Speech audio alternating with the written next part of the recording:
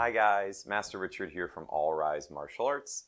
Today I'm going to be taking you through all of the striking techniques that I teach at the white belt level for Taekwondo. Now some of these techniques I have specific videos for already, so I'm going to link those down below in the description of this video if you want to take a look. But today I'm just going to kind of give you a broad overview of all the different kicks and punches that I teach for white belts. For punches from horse riding stance, make sure you start in a nice wide horse riding stance with your knees bent.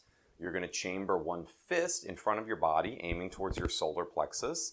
My opposite hand is going to rotate palm facing up and chamber towards my waistline.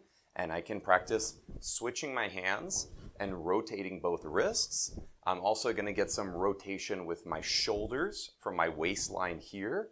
I can do these punches as single punches, as double punches, or as triple punches. Continuing on with punches, we're going to take a look at jab and cross from fighting stance. So a jab is always going to correspond to my front hand and my front leg, and it's going to be a very fast punch from the front side of my body.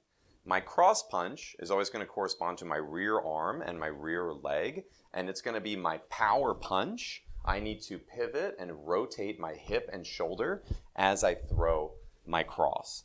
Both my jab and cross have the same rotation of the wrist that we do in horse riding stance punches, and I can throw these as single punches or as a combination.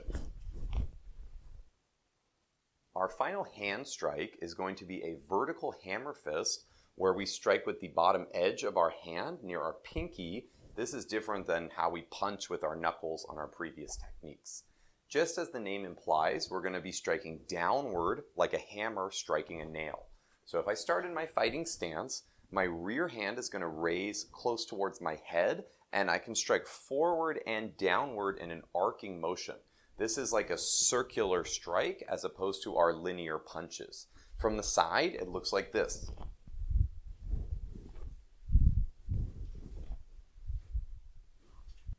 Getting into our kicks, we're going to take a look at axe kick.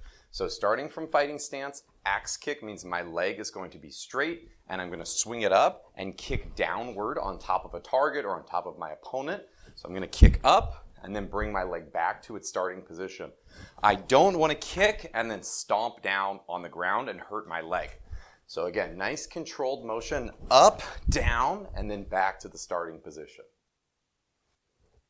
Front snap kick is an upward kick, and now we're going to be bending our knee. So from fighting stance, again, my rear leg, I'm going to lift my knee bent. I'm going to extend my leg with my toes pointed. I'm going to bend my knee back, and I'm going to step back down to my stance. More quickly, it looks like a snap, and then I can come back. For this kick as well, I can slightly pivot my bottom foot, which can help rotate my hips. Snap, and then come back. Roundhouse kick has the most rotation and pivot motion of any of our beginner kicks. So again, starting in fighting stance, using my back leg, I'm going to lift my knee similar to front snap kick, but now I need to turn my body sideways and pivot my bottom foot.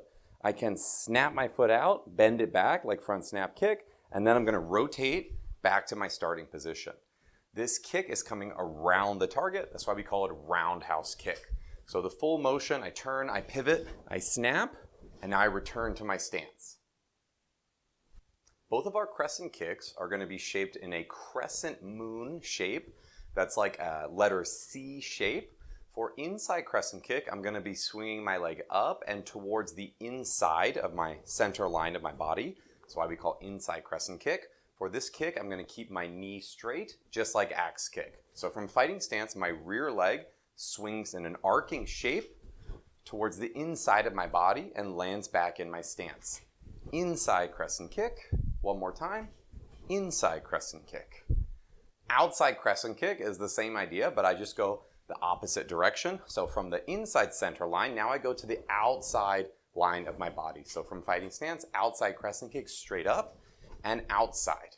Again, straight up and outside. So inside crescent kick, outside crescent kick. And those are all of our white belt striking techniques.